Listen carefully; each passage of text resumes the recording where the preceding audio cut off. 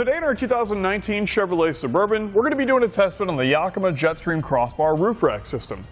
This system is specifically designed to fit your flush-mounted rails on your Suburban. We've already got it in place, as you can see, just to give you a good idea what it looks like. But it's going to allow you to carry roof-mounted accessories, things like bike racks, kayak carriers, cargo boxes, and much more. It features 60-inch long aluminum crossbars. You can see how they stretch across the entire roof of our Suburban. So we'll be able to carry a lot more than just one or two accessories. We can put maybe even 3 or 4 bike racks up there if we wanted. Now, these are available in black and silver. If silver is something you're interested in, see etrailer.com and we can get you set up with that. Now, these JetStream crossbars are also very aerodynamic. You can see how they have that shape there. These are going to be a lot quieter than your traditional round or square bars. These are going to work with your standard clamp-on accessories as well as your T-slot accessories. To access that, you'll just want to remove that end cap. And rather than having to remove or trim that rubber strip, all you need to do is press down and slide that T-bolt across to your desired position, and you've got that nice clean look. Now, the crossbars are held in place by 4 Skyline towers. These are specifically designed to fit the Yakima landing pads that attach to your flush mount rails. Now, what's unique about this system is, if our roof rack system is not in use or we wish to take it off, it's easy to do so. We'll open up that cover and then we can lift them off. Instead of leaving the landing pad open like that, we can then put on our included cap. That way we've got a nice clean look and it protects the inside of our landing pad. To give you a closer look at that landing pad, the bottom is rubber coated. That way it doesn't harm or scratch that flush mounted rail.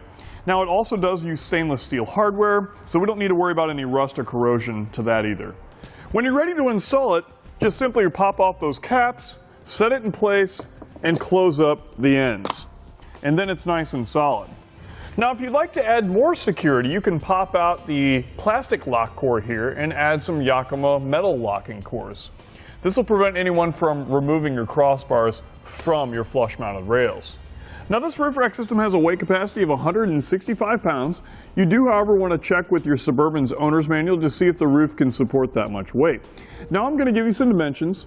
This will give you an idea how much you've added to the roof of your Suburban, and it may help you when clamping on the accessories around the crossbars.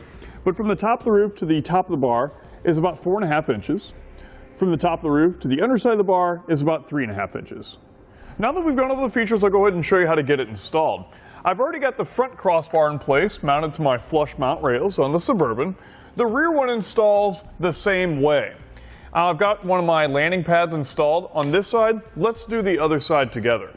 So you're going to need the landing pad here, 2 bolts, and the tool. Now, we're going to be mounting our landing pad right here. That way it's even with the opposite side. But I'd like to point out all of the options that we have on top of our Suburban here. We've got the spot here, here, and here. You want to position out your crossbars to where they're going to work out best with your accessories. But with that being said, let's go ahead and take out our 2 screws here. Now, they are just plastic. You can use a coin or a flathead screwdriver. What we can do is just kind of start taking that out and then twist it the rest of the way out with our fingers. You can see here they're just kind of a pushpin style, and you can either put those in your glove box or throw them away, whatever you'd like to do. Then we can take that landing pad. You want to be sure that the rubber is lined up with the holes here, and we'll set it in place and line up our holes on our flush mount rails. Then we can take our included hardware and go ahead and get those started. Another thing you want to be sure of is that the rubber padding is not bunched up on one side or the other. Just make sure it's seated on there properly. Take our included tool and tighten these down evenly.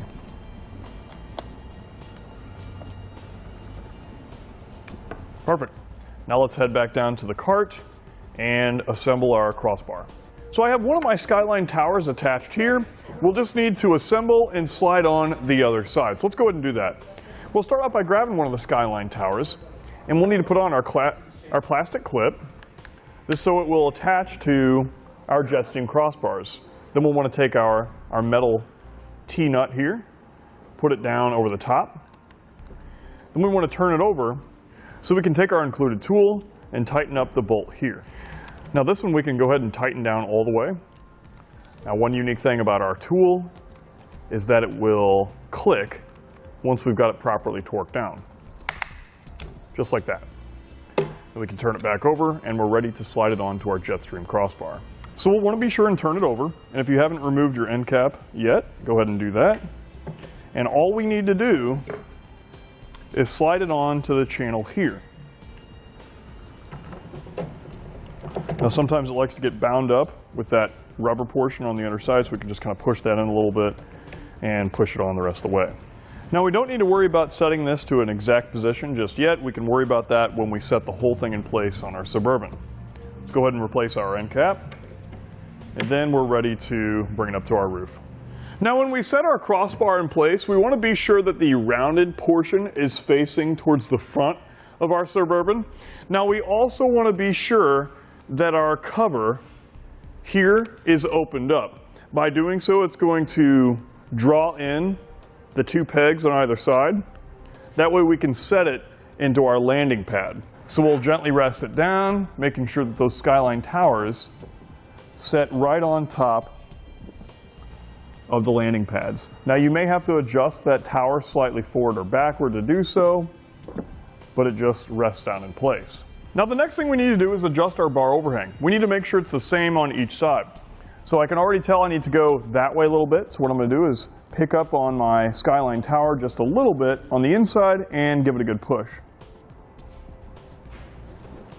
I'd say that actually looks pretty close. Now we can take our included tool and tighten down the bolt right in here. And what that's going to do is it's going to tighten the JetStream CrossBar to our Skyline tower. Now we're going to be tightening it down until we hear the click within our tool, same as before. From there we can close up that cover and it's going to push those two pegs out, locking it in place. Let's go ahead and do the same for the other side. With everything in place, I can give it a good shake test. As you can see, I'm shaking the entire Suburban and it's not going anywhere. You can rest assured your roof rack system and your accessories are going to be safe. But with everything installed, you're ready to load up your favorite roof mounted accessory or accessories and hit the road. That's going to complete our look at the Yakima JetStream CrossBar roof rack system on our 2019 Chevrolet Suburban.